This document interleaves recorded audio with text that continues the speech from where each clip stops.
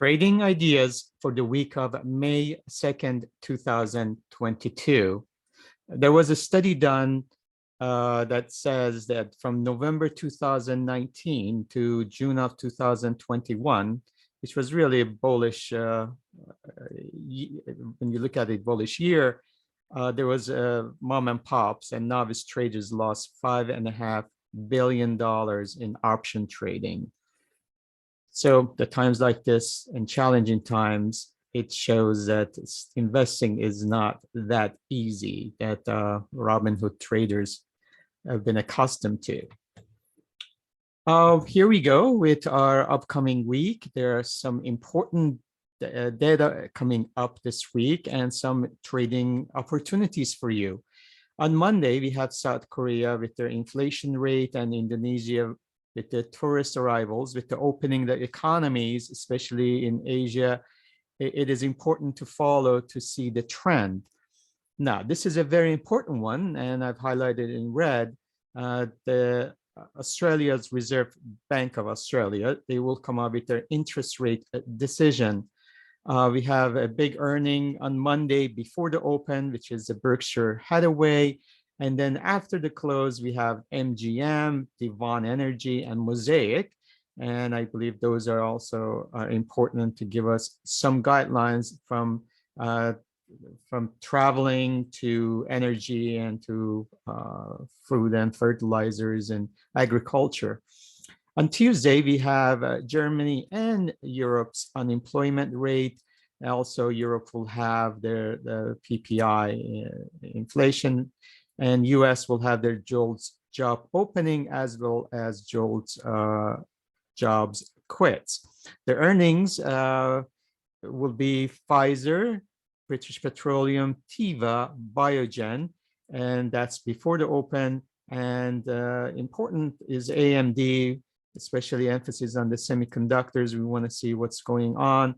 And Airbnb in the travel arena, and that's after the close.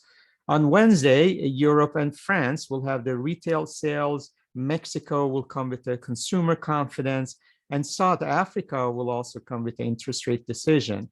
Now, that's a biggie. Everybody is around the world is watching, and it's the U.S. the Fed's interest rate decision. And that's very important. We want to see if they're going to do 0.5%. What is their outlook and what is the projection for June, and how the committee had decided as far as when the minutes come, usually a couple of weeks later. But it is important, the language. So let's see what happens. So market will be watching that carefully. Of course, as always, Wednesday, you have crude oil inventories. Earnings before the open will have Moderna, the CVS, and Marriott. So we'll see we have more of a healthcare and the travel this week, and then and some energy. So after their close, we have Marathon Oil and we have the Uber. And again, the markets will be interested in that. On Thursday, we have Spain with tourist arrivals, and especially with the strong dollar and weaker euro, see if that has any effects. And we have consumer confidence. The UK also has important date, and that's the Bank of England's interest rate decision. Turkey will come with the inflation rate and the PPI, the producers price index, and Japan will have their CPI, the inflation, consumers inflation.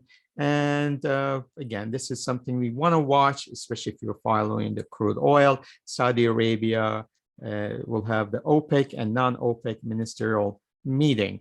As always, on Thursdays, we have our gold trade, and the earnings. You have Shopify, and we have Comico in uranium industry. We have the Royal Caribbean, the cruise lines, and the travel industry, and that's before the open. And then after close, of course, we have the Block, which is the old Square, and Vertex in the medical arena. So, and Vertex was one of our stocks of the week a few weeks ago, so we want to watch that. And on Friday, again, it's a very important day. Italy will have the retail sales. Canada will have their unemployment rate, our neighbors to the north. And then United States, again, this is a very important data as Fed will be watching. It's the non-farm payrolls and also unemployment rate. And we want to see the wages, the earnings as far as the growth and hourly earnings. So we want to watch that. As always, 10 a.m. Pacific Coast time, we have the Baker Hughes oil rig count. And for you who trade these non-farm payroll once a month, this is the time to do it again at 5:30. Watch for that NFP, and hopefully you'll have a good trade on NFP trade. The earnings before the open, we have the DraftKings and Under Armour. So I hope this is useful. So some ideas to follow for the trading for this week. Now, for the stock of the week, I had a class on Saturday. I talked about copper. We talked about China. Again, the closing with China has had a big effect on copper. As you know, China is really the biggest factor as far as pricing the copper with 50 to 55% of the using of copper in China. So with the obviously closing of the economy, it affects that. But in the long term, as we mentioned, we are positive about copper. And that brought me to this idea that on Wednesday, on the April 27th, I noticed an unusual volume activity at Freeport-McMoRan, which has been our stock of the week a couple of years ago, right after the pandemic. It was, again, it was an attractive pricing and fundamentals were really promising. And it has had a fantastic multi-year high up to a few weeks ago. They had their earnings on April 21st. And since then, like anything else, they've had a nice correction. I think they were up at 51. Now we are at about 40 and 65. This is, took a picture on April 27. And I noticed we've had, this is August 19th, which is at that time was 114 days to go. Now it's about 110 days to go. And we noticed that the open interest was at 121 and somebody made a big bet for their 49 call. And there was some activities on the 60. Remember the multi-year high, it goes back to 2011.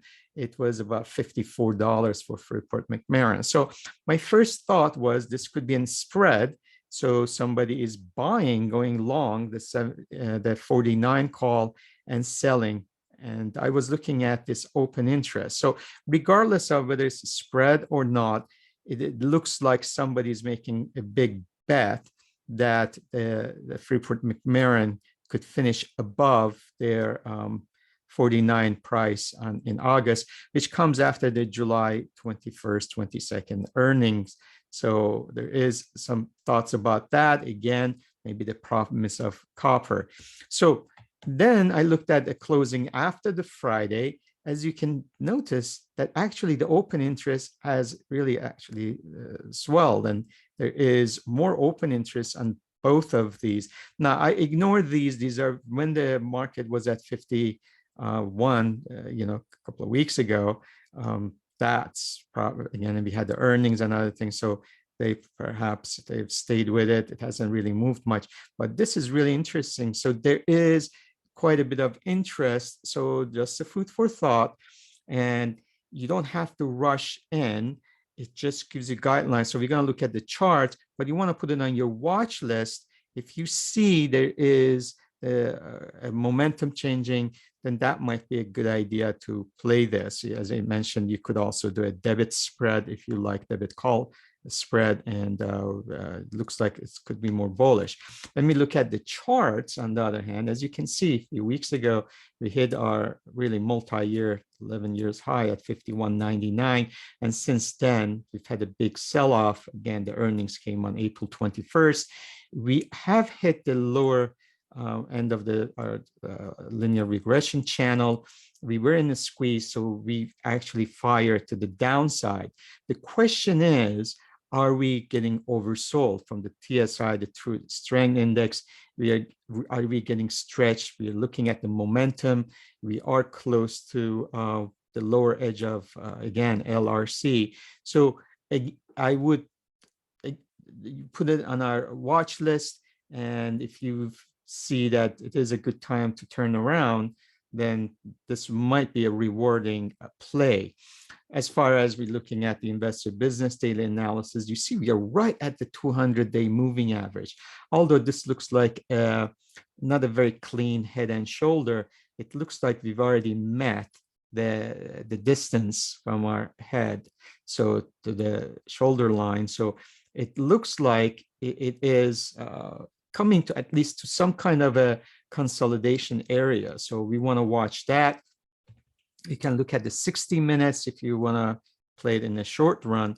But as I mentioned, somebody thinks that this could go up to this back to this all-time, at least again, the 10-year high.